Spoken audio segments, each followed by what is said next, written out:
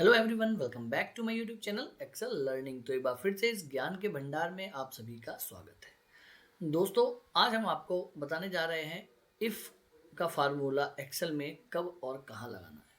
तो सबसे पहले मैं बता दूं दोस्तों, जहाँ भी कंडीशनल बेस्ड सिचुएशन होती है वहाँ पे हम इफ़ का फार्मूला यूज़ करते हैं। देखिए, कंडीशनल इन द सेंस में पहले कंडीशनल्स जो एक मैंने टर्म्स एंड कंडीशन रख दिया उसको समझा देता हूँ कि कंडीशनल बेस्ड सिचुएशन होती क्या है। हम अपनी पर्सनल लाइफ में या ऑफिशियल लाइफ में कुछ भी काम करते हैं तो वो कम्प्लीटली कंडीशनल बेस्ड होती है। जैसा कि अगर आप अपना काम 5 बजे तक नहीं करोगे तो आप घर नहीं जा पाओगे, लेट हो जाओगे। ये कंडीशन है। बॉस कहता है ना कि भाई किसी भी का भी नाम लेके कि भाई ये काम मुझे आज 5 बजे से पहले चाहिए, वरना कंप्लीट करके ही जाना। तो आपके माइंड में तुरंत ही एक सिचुएशन बन जाती है कि ये काम मुझे 5 बजे से पहले करना है तो मैं घर जा सकता हूँ, वरना मैं घर नहीं जा सकता। तो ये होती है एक कंडीशनल एक की सिचुएशन। तो इसी तरीके से अगर मैं ऑफिशियली कंपोनेंट मतलब किसी आप अगर कोई पार्ट प्रोड्यूस कर रहे हैं या फिर आप किसी भी कंपनी में सेल्स में काम कर रहे हैं तो उसमें ऑफिशियली क्या कंडीशन होती है कि अगर आप कोई पार्ट बनाते हैं, मान लीजिए आप कोई अटैची बना रहे हैं, बैग बना रहे हैं। अब बैग की चौड़ाई आपको चाहिए भैया 10 सेंटीमीटर। तो कंडीशन ये है कि 10 से 11 सेंटीमीटर के बीच की तो जो उसकी चौड़ाई है बैग की वो ओके है, वरना वो रिजेक्ट है। तो अगर 10 से 11 के बीच में अगर उसकी चौड़ाई आती है डायमेंशन, इसका मतलब ओके। अगर 12 आई तो एनजी। तो ये कंडीशन है। ये जब देखिए किसी क्रिकेट मैच आप देखते होंगे, वैसे भी आईपीएल स्टार्ट होने वाले हैं और मेरी फेवरेट टीम तो आरसीबी है। कमेंट में आप लिख के बताइएगा कि आपकी कौन सी फेवरेट टीम है। तो जब टॉस होता है दोस्तों तो उसमें भी एक कंडीशन होती है। हेड आया तो एक टीम जीत जाएगी टॉस को, और टेल आया तो दूसरी टीम जीत जाएगी। ठीक है ना दोस्तों। तो इस तरीके की कंडीशन बेस्ड होती है, ये सब कंडीशन बेस्ड होती है। तो हम बात इसी के बारे में हम आपको बात बताने जा रहे हैं कि इस कंडीशन में आप इफ़ का फार्मूले से क्या कैसे उपयोग कर सकते हैं और कैसे इसका रिजल्ट पा सकते हैं। जैसा कि आप देख रहे होंगे कि मैंने एक एक्सेल शीट खोल रखी है। इसमें मैंने सेल का डाटा दे रखा है दोस्तों कि ये किसी कंपनी के एम्प्लॉय हैं और जिन्होंने इतनी इतनी सेल करी है। अब मुझे देखना है कि इनको इंसेंटिव मिलना चाहिए या नहीं मिलना चाहिए। तो कंपनी ने कंडीशन रख दी है कि भाई जिसकी जो सेल है 1 लाख से ज़्यादा होगी उसको तो एक इंसेंटिव मिलेगा। वो इंसेंटिव अगर कंपनी ने बोल दिया कि एक अमाउंट फिक्स कर दिया कि 3,000 रुपये इंसेंटिव मिलेगा तो वो 3,000 रुपये। और कंपनी ने कह दिया नहीं, जितनी भी सेल करी है उसका कुछ परसेंटेज 1%, 2%, 3% इस तरीके से मिलेगा, तो वो हम इस फार्मूले में लगा देंगे और आपका रिजल्ट आ जाएगा। तो चलिए बिना देर किए चलते हैं आपके इस फार्मूले की तरफ और आप बताते हैं कि कैसे इस इफ़ का उपयोग करना है। तो देखिए इज इक्वल टू लिखा और इफ़ को टाइप कर लिया। देखिए यहाँ पे आ गया पहला इफ़, इसको क्लिक किया तो आपका ब्रैकेट स्टार्ट हो जाता है और फंक्शन के कुछ लिख के आ जाते हैं, logical test, value if true, value is false. तो लॉजिकल टेस्ट मतलब जो आपकी सेल हुई है, जो भी आपकी वैल्यू आई है उसको आपको सिलेक्ट कर लेना है। अब ये मतलब जाने कि ये वैल्यू जो है ये किससे ज़्यादा हो। ये आपके जो आपने कंपनी ने टारगेट रखा है, मान लीजिए जो सेल है वो ज़्यादा होनी चाहिए 1 लाख से। तो हम 1 लाख लिख देते हैं, इकाई, सैकड़ा, हजार, 10,000, लाख, 1 लाख से। तो कॉमा लगा देते हैं। तो क्या होना चाहिए, अगर ये वैल्यू 1 लाख से ज़्यादा है कॉमा, तो वैल्यू इफ ट्रू तो आपको कंपनी 3,000 रुपये देगी। एग्जाम्पल के तौर पे कंपनी ने अमाउंट डिफाइन किया 3,000। तो जब अगर हम कुछ केवल अमाउंट या कुछ नाम लिखते हैं तो डबल कॉलम लिखते हैं और लिख दिया हमने 3,000 और डबल कॉलम को बंद कर दिया। कॉमा, अब वैल्यू इफ फॉल्स अगर नहीं है तो क्या होगा, कॉमा लिख दी जीरो, जीरो लिख दीजिए। आप जीरो भी लिख सकते हैं तो जीरो आ जाएगा कि कुछ नहीं मिलेगा, या आप लिख सकते हैं कि भाई हार्ड वर्क करो, तो नहीं होगा तो उसमें लिख के आएगा हार्ड वर्क करो। ठीक है, ये आपको कुछ और लिख सकते हैं, आप नो लिख सकते हैं, है ना। तो मैंने जीरो लिख दिया कि जी जिसका 1 लाख से ज़्यादा की सेविंग हो उसका तो 3,000 इंसेंटिव मिलेगा, जिसका 1,000 से मतलब 1 लाख से कम है तो उसका जीरो मिलेगा। ठीक है, अब मैंने इसको ब्रैकेट को कर दिया बंद और कर दिया एंटर। देखिए जीरो आ गया। क्यों जीरो आ गया, क्योंकि मैंने लिखा था 1 लाख से ज़्यादा, बराबर नहीं लिखा था मैंने। तो 1 लाख अगर यहाँ पे एक भी कर दूंगा ना दोस्तों मैं, 1,01,000 तो भी इसका 3,000 मिल जाएगा। ठीक है, तो मैंने क्या किया 1,00,000 और मैंने इसको ड्रैग एंड डाउन कर देना है।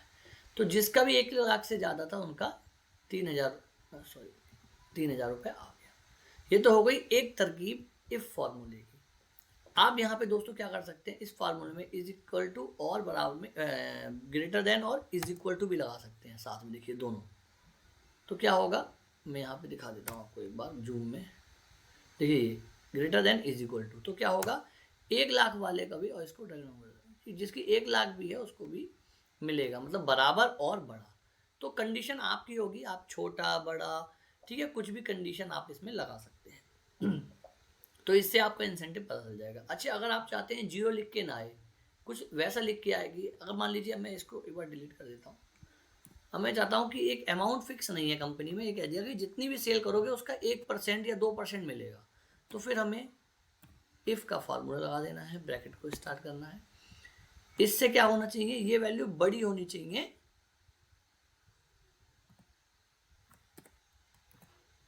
1,00,000 से, या बराबर होनी चाहिए ना 1,00,000 से। लिख लिया 1,00,000 से बड़ी हो या बराबर हो। तो अब आप जब कंडीशन लगाएं कि इस अमाउंट का 2% मिले, तब आपको डबल कॉमा लगाने की जरूरत नहीं है। इस फिर आपको सेलेक्ट कर लीजिए और इनटू मल्टीप्लाई का सिंबल लगाइए। कितना, मान लीजिए 1%, मतलब इसका 1% मिले, ठीक है, ये हो गया। फिर कॉमा लगाइए, अगर नहीं है तो आप लिख दीजिए नो। तो कुछ भी लिखेंगे अगर नॉर्मली टेक्स्ट या नंबर, तो आपको डबल कॉलम में लिखना पड़ेगा नो।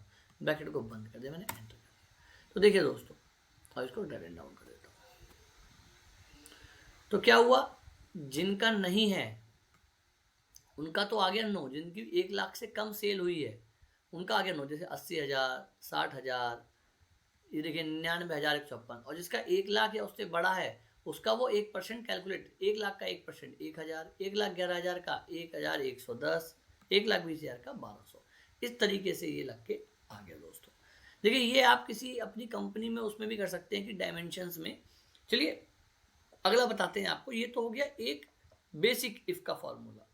अगर मैं पहले दूसरी शीट पे चले जाता हूँ, अगर डाटा को इस तरीके से हो कि आपकी कंपनी में टोटल सेल तो है, आपने अभी तो टोटल सेल का लगा दिया था, लेकिन अलग अलग प्रोडक्ट पे, चेयर, टेबल और बेड, 3 अलग अलग तरह के प्रोडक्ट हैं, और कंपनी कहती है तीनों का, मान लीजिए हर चीज में कंडीशन रख दे कि चेयर की सेल अगर 15,000 से ज्यादा हो, टेबल की सेल अगर 20,000 से ज्यादा हो, या बेड की सेल अगर 15,000 से ज्यादा हो, या तीनों की ही सेल अलग अलग 15,000 से ज्यादा हो या 20,000 से ज्यादा हो, तभी मैं कंपनी तुम्हें एक अमाउंट इंसेंटिव में दूंगी, या तब मैं इसका 10%, 5% इंसेंटिव में दूंगी।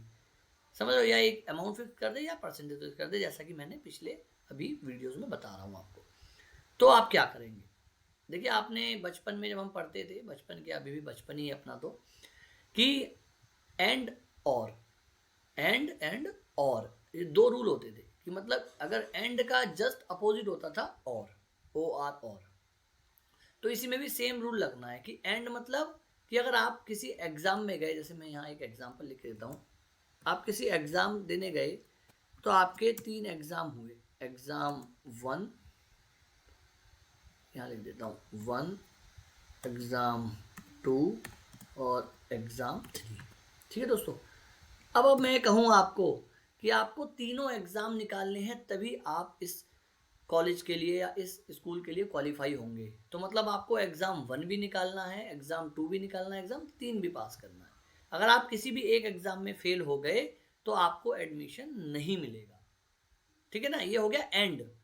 और अगर मैं कहूँ कि किसी भी 3 में से एक निकाल लीजिए तो आपको एडमिशन मिल जाएगा। तो चाहे आप 1 में पास हो जाए, 2 3 में फेल हो जाए, या 2 में पास हो जाए, 1 3 में फेल हो जाए, या 3 में पास हो जाए, इन दोनों में फेल हो जाए, आपको एडमिशन मिल जाएगा। ये हो गया और।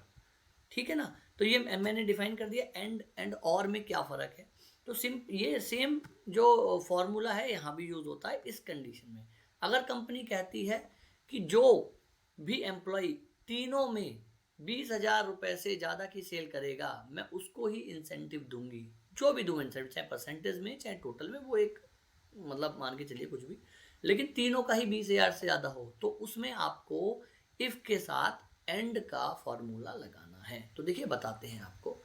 इज इक्वल टू लिखना है इफ, ठीक है, ब्रैकेट स्टार्ट। अब आपको यहां लिख लेना है एंड, क्योंकि इसमें एंड वाली कंडीशन है ना। एंड देखिए आ गया एंड और ब्रैकेट स्टार्ट। अब आप इसमें आ रहा है लॉजिकल 1, लॉजिकल 2, लॉजिकल, कितने भी लॉजिकल, मतलब कितने भी आप सिलेक्ट कर सकते हैं। तो मेरे ये 3 दिए हैं, चेयर, टेबल और बेड, तो मैं 3 अलग अलग सेलेक्ट करूंगा। तो पहले मैंने 20,000 सेलेक्ट किया और सेम फार्मूला जो मैंने लगाया था। अगर मेरी चेयर की सेल ये वाली जो है ये ज़्यादा हो या बराबर हो किससे, मान लीजिए 20,000 से, मैंने लिख लिया 20,000 रुपये से, ठीक है, कॉमा लगाइए, ठीक है। लॉजिकल 2 ये वाली ज़्यादा हो, मान लीजिए इसकी इन्होंने कंपनी ने कंडीशन भी कितना भी रख सकती है, हम ले लेते हैं 25,000 रुपये, फिर कॉमा लगाया। और मान लीजिए बेड की सेल ये ज़्यादा हो या बराबर हो, मान लीजिए 18,000 रुपये से, ब्रैकेट को बंद। ये 30 सारी कंडीशन लग गई, 4 है तो 4 भी लगा सकते हैं आप, टोटल भी लगा सकते हैं, ठीक है, ब्रैकेट बंद। अब कॉमा लगा लिया, सेम अब आपको लगाना है। तो आपको क्या करना है, वैल्यू इफ ट्रू, ये सारा हमारा लॉजिकल में आ गया। अब वैल्यू ट्रू, तो आपको क्या होना चाहिए अगर ये सारा अचीव हो जाए तो आपको कंपनी जो है, मान लीजिए टोटल अमाउंट का, अब देखिए टोटल अमाउंट का अगर परसेंटेज लगाएंगे तो डबल कॉमा नहीं लगाएंगे, टोटल अमाउंट का इंटू मल्टीप्लाई 3%। तो मैंने टोटल अमाउंट सेलेक्ट किया और मल्टीप्लाई 3% कर दिया, कॉमा दे। अगर नहीं हो तो हमें ये बताना है कि नॉट एलिजिबल। आप सिंपल नो भी लिख सकते हैं, जो भी आप, वो आप पे डिपेंड करता है कि आप क्या उसको संदेश देना चाहते हैं। आप वर्क हार्ड भी लिख सकते हैं, ठीक है, इस तरीके से भी लिख सकते हैं, और ब्रैकेट को फिर बंद कर देना और एंटर कर देना।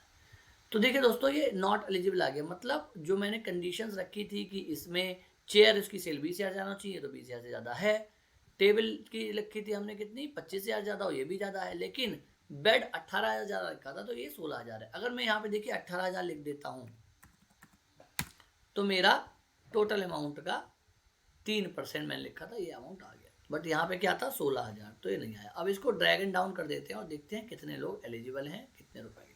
तो ये सब एलिजिबल नहीं है, सिर्फ एक मिस्टर गणेश जो हैं ये एलिजिबल हैं, इन्हें 3,060 रुपये का इंसेंटिव मिलता है 1,02,000 रुपये पे। तो दोस्तों ये तो हो गया फार्मूला। इस तरीके का फार्मूला आप अपने कोई प्रोडक्ट में अगर आपको डायमेंशन चेक करानी है और उसकी डायमेंशन की एक रेंज है कि मान लीजिए 10 mm से 11 mm तक है ये डायमेंशन, है ना, उससे अगर ज़्यादा हुई तो एनजी है, तो आप ये वाला फार्मूला यहाँ पे भी लगा सकते हैं कि लॉजिकल 1 में आप डाल दें 10 से ज़्यादा या बराबर, लॉजिकल 2 में आप डाल दें 11 से कम या बराबर, और रिजल्ट में लिख दें तो क्या आए ओके, अदरवाइज क्या आए एनजी, और एंटर कर दे आ जाएगा। तो आप इसकी प्रैक्टिस जरूर करिएगा, जो अपने कंपोनेंट मतलब चेक करवाते हैं, डायमेंशन चेक करवाते हैं पार्ट में जो इस फील्ड से हैं उसे चेक करिएगा, या जो जिस फील्ड में भी है कंडीशन लगा के उसे चेक करिएगा। और कोई डाउट हो तो आप मेरे को कमेंट में वो शीट भी भेज दीजिए, मैं आपको उसका रिजल्ट सॉल्व करके दूंगा, ठीक है ना।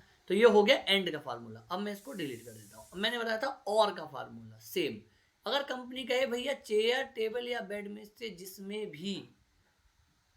जिसमें भी आप 30,000 से ज़्यादा का कर देते हैं तो भैया मैं तो आपको टोटल का मतलब टोटल का परसेंटेज छोड़ देते हैं, मैं आपको भैया 5,000 रुपये इंसेंटिव दूंगी। तो आपको क्या करना है, देखिए same is equal to if. अब हमें और का फॉर्मूला लगाना है, ब्रैकेट को स्टार्ट करना है और लिखना है, देखिए और आ गया। अब आपको क्या, फिर सेम लॉजिकल 1 20,000, ये कितना होना चाहिए 30,000 से कंपनी कह रही है बड़ा होना चाहिए, ठीक है, चलिए कॉमा लगाया। ये वाला भी 30,000 से कंपनी ने कह दिया बड़ा होना चाहिए, ठीक है, फिर कॉमा लगाया। ये वाला भी कंपनी ने कह दिया भैया 30,000 से ज़्यादा होना चाहिए।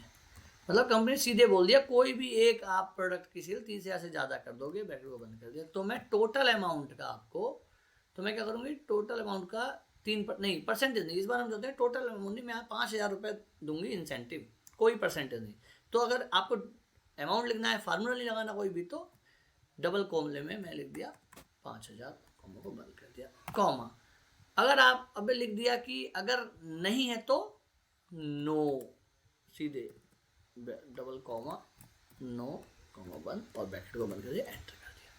तो देखिए दोस्तों, और मैंने ये इसका कर दिया। अब यहाँ सभी एलिजिबल हो गए, नहीं, ये देखिए जो साक्षी हैं ये एलिजिबल नहीं हुई। क्यों? क्योंकि इनका 30,000 कोई भी नहीं है। अगर मैं कोई भी एक 30,000 कर देता हूँ, कोई भी एक, तो ये एलिजिबल हो जाएगी। और ये सब 5-5 हज़ार रुपये इंसेंटिव मिल गया और सब खुश हो गए कि सबको 5-5 हज़ार रुपये मिल गए दोस्तों।